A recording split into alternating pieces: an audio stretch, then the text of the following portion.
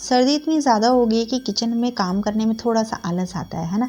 तो आज मैं आपके लिए सिंपल 30 मिनट वाली रेसिपी लेकर आई हूँ, यानी हम पुलाव बनाएंगे और इस पुलाव में हम एक स्पेशल पेस्ट डालेंगे जिसकी वजह से हमारे पुलाव का कलर और टेस्ट दोनों बढ़ जाएंगे। साथ में खूब सारी सब्जियां ऐड करेंगे इसके अंदर, जिसकी वजह से बहुत हेल्दी हो जाएंगे। तो मैं उम्मीद रखती हूँ फ्रेंड्स आज की रेसिपी आपको पसंद आएगी। तो चलिए बनाते हैं। तो पुलाव को बनाने के लिए हम लेंगे 1 कप चावल। तो मैंने यहाँ पर बासमती चावल नहीं लिए हैं, जो से थोड़ी सी लोअर क्वालिटी वाले चावल होते हैं ना, वो मैं यहाँ यूज़ कर रही हूँ। आपके पास जो भी चावल घर में हो ना, आप वो ले सकते हो।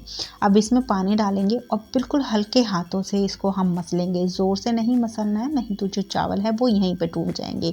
तो बिल्कुल हल्के हाथों से मसलते हुए इसको अच्छे से हम वॉश कर लेंगे 3-4 बार, ताकि जो इसके अंदर डस्ट वगैरह है वो सारा निकल जाए। अब इसमें पानी डालेंगे और इसको कम से कम 20 से 25 मिनट के लिए हम ऐसे ही ढक कर रख देंगे, और जब तक हम अपनी बाकी की तैयारी कर लेंगे।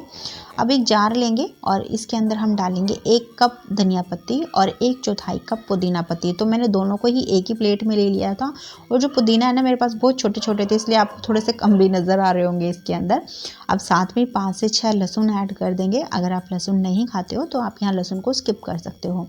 करीबन 1.5-2 इंच के आसपास अदरक डालेंगे, और अब इसमें 2 से 3 टेबलस्पून पानी ऐड कर देंगे। पानी सिर्फ इतना ही डालना है कि जो हमने चीज़ें डाली हैं जार में वो सारी अच्छे से पीस जाए। अगर आपकी मिक्सी बहुत अच्छी है, बिना पानी डाले पीस देती है, तो आप यहाँ पानी को स्किप भी कर सकते हो।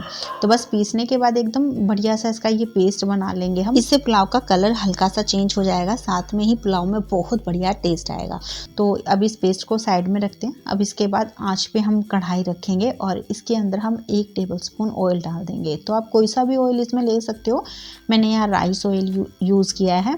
अब इसमें 2 टेबलस्पून घी डालेंगे। अब पुलाव भाई घी के साथ ही ज़्यादा बढ़िया बनते हैं। वैसे आप चाहें तो यहाँ पर पूरा मतलब ऑयल के साथ भी पुलाव बना सकते हो, या फिर सिर्फ घी के साथ भी बना सकते हो। वैसे सिर्फ घी के साथ आप बना के देखो, पुलाव का टेस्ट बहुत ज़्यादा बढ़िया आता है। अब इसको हल्का सा हम गरम कर लेंगे, और उसके बाद इसमें 1 छोटी चम्मच जीरा डालेंगे। साथ में ही 2 मैंने यहाँ छोटे टुकड़े दालचीनी के लिए हैं, 2 काली इलायची लिए, 2 हरी इलायची, और साथ में 2 तेज पत्ता मैंने यूज़ किया है, स्मॉल साइज लिया है। साथ में ही करीबन 6 से 7 काजू डाल देंगे। तो काजू का भी टेस्ट पुलाव में बहुत बढ़िया आता है फ्रेंड्स, हो सके तो आप इसे ज़रूर ऐड करना। बस इन सारे मसालों को हल्का सा हम भून लेंगे। तो हम इसमें कोई और ख़ास मसाले नहीं डालेंगे, बस यही मसाले हमने यूज़ करने हैं, और इसी से जो हमारे पुलाव है ना वो बहुत ही बढ़िया बनेंगे। अब मसाले हल्के से भुनने के बाद इसमें आधा कप डाल देंगे हम हरा वाला प्याज। तो मैंने हरा प्याज लिया है, आप जो दूसरा वाला प्याज होता है ना वो भी यूज़ कर सकते हो। बस अब प्याज को भी हम हल्का सा भून लेंगे, जब तक कि ये हल्का सा श्रिंक होकर ट्रांसलूसेंट नहीं हो जाता, थोड़ा सा इसका कच्चापन ख़त्म नहीं हो जाता। बस आपने ध्यान रखना है, इसको लगातार चलाते हुए ही भूनना है। अब प्याज अच्छे से भून जाए तो बस इसी स्टेज पे एक बार आंच को आप बिल्कुल कम पे कर दें, और इसमें हम डाल देंगे फिर 2 मीडियम साइज़ के टमाटर। तो मैंने यहाँ देसी टमाटर यूज़ किए हैं। साथ में ही 1/4 कप डालेंगे ताज़ा मटर, आप यहाँ फ्रोज़न मटर भी ले सकते हो उसकी जगह। साथ में ही 1/4 कप बारीक कटी हुई गाजर डालेंगे, और करीबन 6 से 7 इसमें मीडियम साइज़ के हम गोभी के पीस ऐड कर देंगे। आप यहाँ अपनी मनपसंद कोई और सब्ज़ी भी डाल सकते हो, आप चाहो तो बीन्स या फिर मशरूम वगैरह भी डाल सकते हो, या फिर जो सब्जियाँ हमने ली हैं उनकी क्वांटिटी को कम या ज़्यादा अपने हिसाब से कर भी सकते हो। अब तीखेपन के लिए इसमें 1 छोटी चम्मच हरी मिर्च का पेस्ट ऐड करेंगे। तो फ्रेंड्स हरी मिर्ची को आप अपने टेस्ट के हिसाब से ही ऐड करना, जैसा भी परिवार में तीखा खाते हैं उसी हिसाब से आप यहाँ पेस्ट ऐड कर लेना, क्योंकि आगे हम लाल मिर्च वगैरह इसमें यूज़ नहीं करेंगे। अब जो पेस्ट हमने पीसा है वो सारा इसके अंदर डाल देंगे। बस इन सारी चीज़ों को पहले हम एक बार अच्छे से मिक्स कर लेंगे, और मिक्स करने के बाद लो टू मीडियम फ्लेम पे इसे हम करीबन 2 मिनट के लिए पकाएंगे। आप ढककर भी पका सकते हो, खुले में भी पका सकते हो, जैसे भी आपको ठीक लगे। यहाँ पर सिर्फ हल्का सा पकाना है सब्जियों को, ज़्यादा भी पकाने की ज़रूरत नहीं है, क्योंकि जब हम चावल वगैरह के साथ में पकाएंगे ना तो सब्जियां बहुत अच्छे से कुक हो जाती हैं। तो करीबन 1.5-2 मिनट पकाने के बाद अब जो इसके अंदर खड़े मसाले हैं वो मैं यहाँ पर निकाल रही हूँ फ्रेंड्स।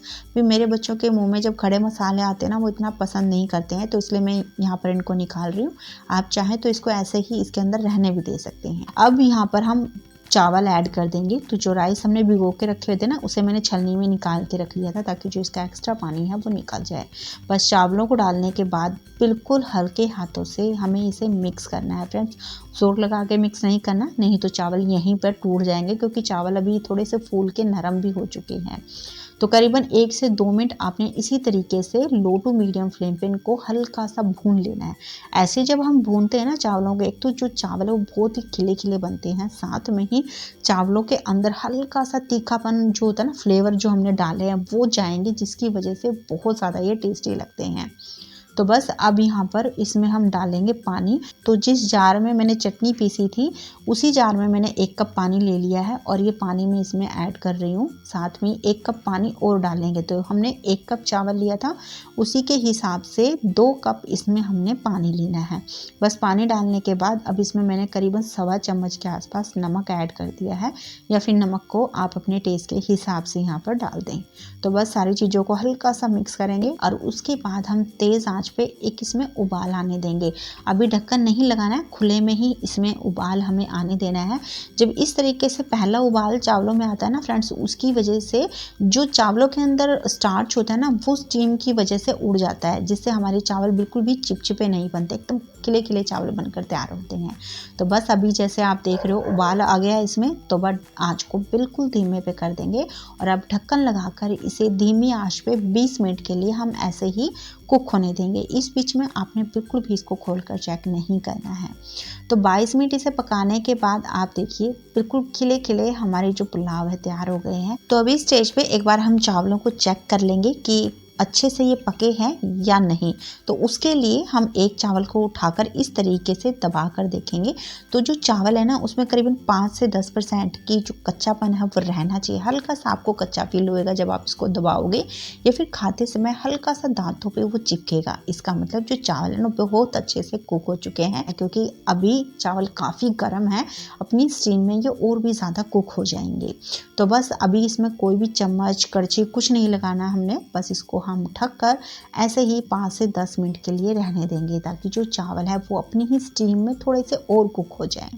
तो बस ये हमारे गर्मा गर्म धनिया पुदीना के जो पुलाव है तैयार हो गए हैं। आप देख सकते हैं कितने बढ़िया पुलाव बने हैं, और कोई हमने महंगे चावल इसमें यूज़ नहीं किए हैं। और आप देखिए बिल्कुल खिले खिले हमारे चावल बने हैं यहाँ पर, जो कि यहाँ मैंने कोई ज़्यादा बढ़िया क्वालिटी के चावल भी यूज़ नहीं किए हैं। अब इन पुलाव को आप दही, रायता या फिर अचार के साथ सर्व कर सकते हो, या फिर सिंपल इसके ऊपर आप 1 चम्मच घी डाल लो और फिर खाओ, बहुत मज़े के लगते हैं। तो आप इन्हें ज़रूर बनाना भाई। मैं उम्मीद रखती हूँ आज की रेसिपी आपको पसंद आई है। अगर अच्छी लगे तो प्लीज़ लाइक का बटन ज़रूर दबाना, साथ में इसे शेयर भी कर देना अपने फैमिली फ्रेंड्स के साथ में। और अगर आपको ऐसी ही इजी रेसिपी पसंद है तो चैनल को सब्सक्राइब भी कर लेना। तो चलिए फिर मिलते हैं आपसे एक नई रेसिपी के साथ में।